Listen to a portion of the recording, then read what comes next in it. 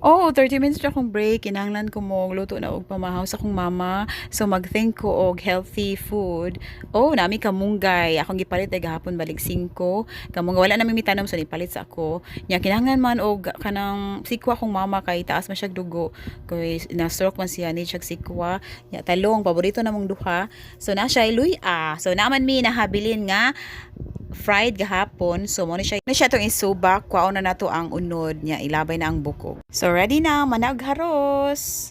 Para na ako sa break time ra nga 30 minutes kay lisod ang pagharos kay dugay mo siya, imo pa mo siyang pinupinuhon og haros. So managhiwa ang atong sikwa, ready na atong sikwa, ang atong talungsad, ready na ni pagkat. O niya, ang luya, di na ko wala ko siya gikat, ako siyang gidukdok sa osa, chilio. So mo na ni siya tanan, di ba? So magpabukal na ta. Akong iuna og lunod ang luya katong balig 5 ra nga luya. Gidukdok ra nako siya. So padali ra kay ni bukal kay high ang fire niya. So ako rang gilunod tanan. Gidungan ako siya lunod so pagbukal niya. So magdungan na sila lata.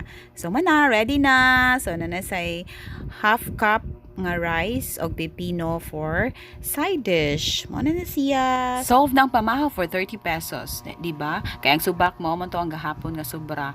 So, 7:35 ko nagsugod, 7:51 ko na human. So, napakoy time nga ako siyang tan-awon. At exactly 7:57 na ako sa kong working table. Ako rang balikon si mama. Ako rang giingnan nga ay pagbarog kay agakunon mangud siya. So, balikon na ako later. O diba, less than 30 minutes, fulfilling kaayo, kay nakatiman sa mama, naka-save time, naka-save money, naka-save kay energy, kay di kay lisod nga potay. Mao ni ang Ronwell Gums.